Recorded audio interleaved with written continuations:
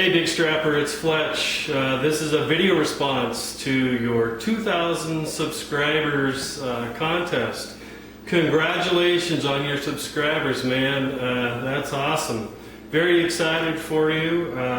Obviously, you're putting out some good content. You've built your channel to 2,000 subscribers in a pretty short period of time. So obviously, you're putting out some good content out there that people actually want to see. So congratulations again.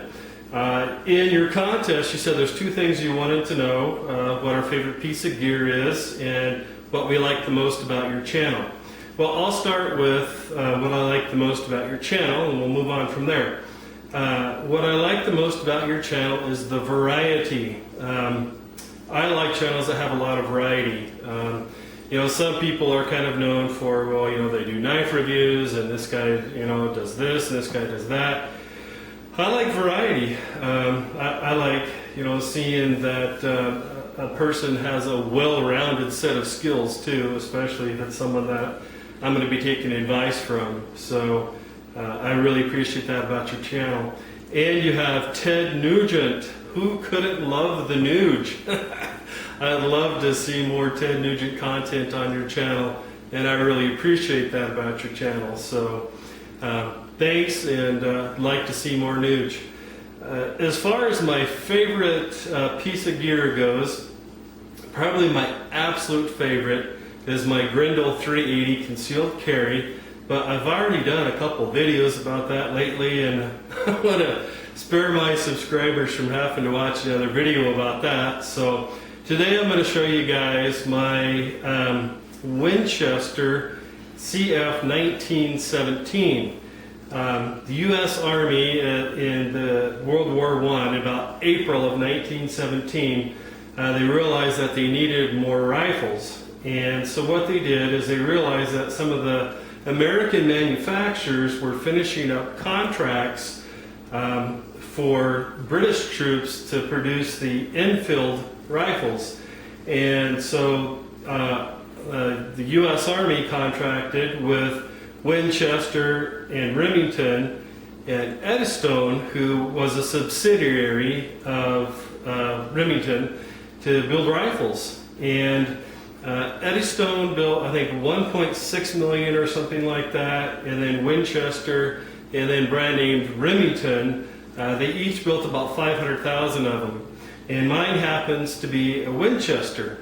And for you purists out there, you're not going to like, mine's been sporterized, but I love it. In my opinion, it's beautiful. It can shoot the fleas off an ant's ass. And, you know, I've shot it ever since I was a teenager. It actually belonged to my father, and he gave it to me about 7 or 8 years ago.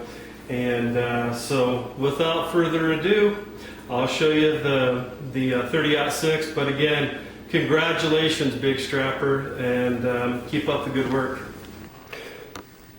Okay, Big Strapper, so here is the Winchester Model CF 1917, sometimes more commonly referred to as an Lee-Enfield 30-06, but this is in fact manufactured by Winchester. And if you look on the bottom of the bolt there, you can see the W, and then on the other side of the bolt, you've got right there, you've got the mark. All right, here on the other side of the receiver is the other mark on there. So yes, this is indeed the Winchester CF 1917. And underneath the scope mount here is actually where you would see where it says U.S. Rifle Model CF 1917 Winchester.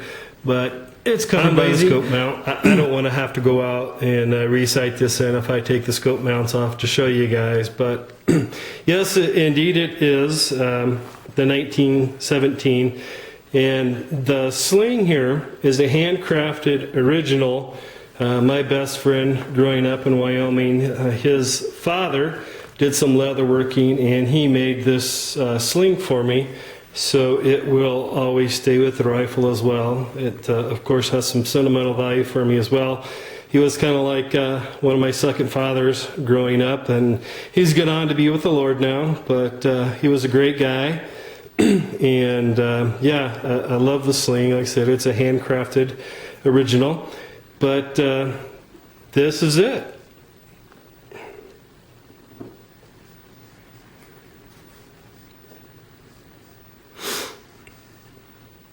And the scope is just a J.C. Higgins. I'll get it focused there. But yeah, just a 4-power scope, nothing great or special, but it's never let me down. It doesn't fog up or leak or anything like that, and I don't see any reason to replace it. It's never let me down, and I try as much as I can to keep the weapons the same as they were when they were given to me. I suppose in a sporterized rifle, it probably doesn't really actually count as much, so to speak, but there it is, guys. Alright, so here's the other side of it as well. And so there we are. Growing up in Wyoming, I used this to shoot a lot of deer and antelope. Was never blessed or lucky enough to tag an elk. In all the years that I've been hunting, I have never been able to shoot an elk. So that's definitely one of the items on my bucket list. I'd love to shoot an elk someday. But again, this is just an extremely, extremely accurate rifle. Shortly after I got out of the service, and had a lot of recent training, and was probably a hell of a lot better shot than I am now. Actually won a case of beer with this, getting a headshot on an antelope on the run. So, yeah, true story. Don't care if you believe it, but true story. And but again, this is my one of my most favorite pieces of gear, and still use it. Got a deer with it just a couple years ago. Haven't been able to hunt lately, just due to my health and my back and issues like that. But that's it.